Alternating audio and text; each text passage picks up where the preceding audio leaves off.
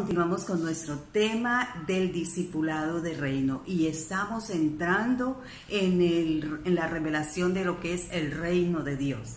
Y el reino de Dios es plenamente establecido en nosotros a través de Jesucristo el Señor.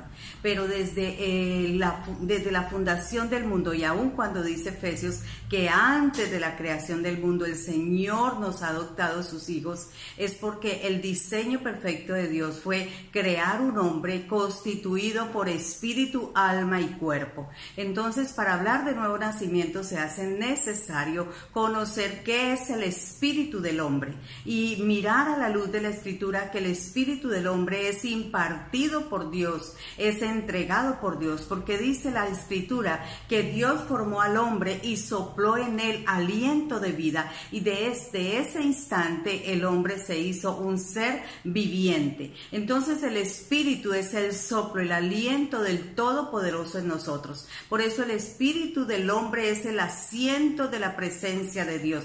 Dios habita en tu espíritu, en mi espíritu. No hay otro lugar sino el espíritu del hombre, el lugar de la presencia del Señor. Por eso el nuevo nacimiento es la unidad de mi espíritu con el Espíritu Santo de Dios. Y en esa perfección, en esa unidad, entonces el hombre entra en comunión con el Señor.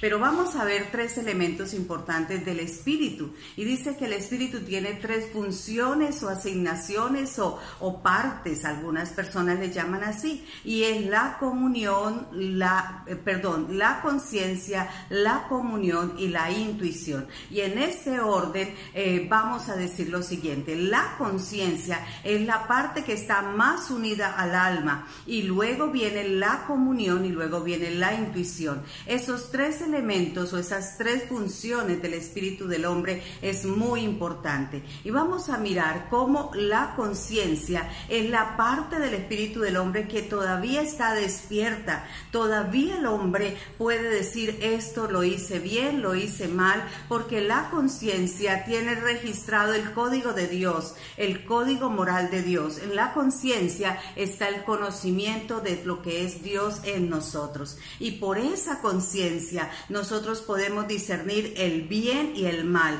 Se puede entender lo bueno y se tiene que entender lo malo. Podemos juzgar lo correcto y lo incorrecto. De tal manera que la conciencia se vuelve el juez que condena o que salva, el juez que libera, el juez que también sentencia. La conciencia es parte de nuestro espíritu que está en nosotros, y que esa conciencia, todo ser humano tiene esa conciencia, y en ella está escrita el temor a Dios, el código moral que nos enseña que hay un Dios. Y aún la persona más violenta, la persona más agresiva, en cierto momento entra a una iglesia y se arrodilla y hay como un voto de silencio. ¿Por qué? Porque ahí está esa conciencia obrando. Ahora, ¿qué sucede con los hombres? Que el espíritu del hombre, al no estar unido con el espíritu de Dios, entonces el hombre se vuelve experto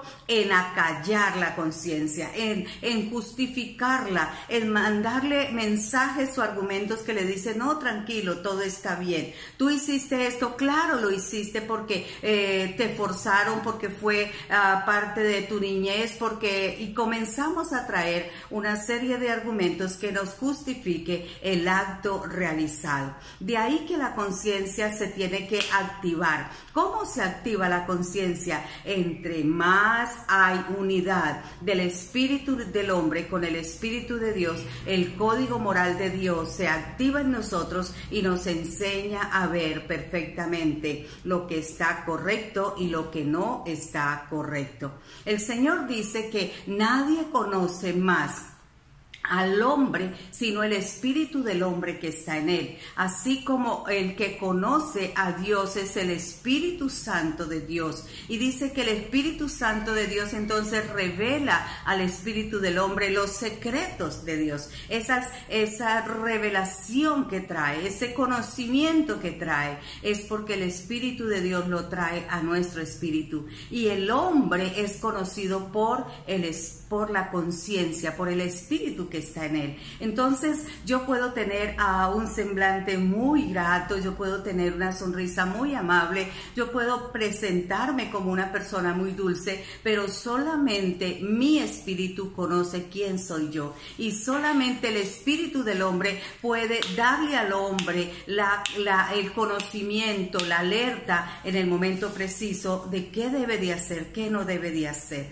De ahí que la conciencia es una función muy importante en el nuevo nacimiento. ¿Por qué? Porque la conciencia me trae la revelación de ese temor a Dios, y entonces la conciencia me dice: no te ocultes. El Señor dice: venid y estemos a cuentas. Él me dice: cuéntame todo lo que está en contra tuya, que yo voy a ser el que la limpio, el que la purifico como un hisopo y le doy blancura. Entonces la conciencia es la parte de mi espíritu que me lleva a ser transparente con el Señor, a decirle: Dios, sí, he pecado. Oh Dios, sí, he cometido esto. Oh Dios, sí. Y aún la conciencia me ayuda a discernir antes de que lo haga. Y eso que estás dándole cabida en tus pensamientos, en tus emociones, en tu voluntad, debes de trabajarlo. No lo dejes salir. No des lugar a la ira. No des lugar al enojo. Eso me lo avisa la conciencia. Entonces el ser humano nacido de nuevo puede vivir una vida de continuo mejoramiento en todo. Por eso es que el Señor dice que eso es carácter en nosotros, porque el carácter se forma desde la función del espíritu, especialmente en lo que tiene que ver con la conciencia. Qué bueno que sigamos estudiando este tema. Vamos a ver también la comunión y la intuición, funciones del espíritu del hombre que nos ayuda en este tiempo de nuevo nacimiento. Un abrazo, bendiciones para ustedes.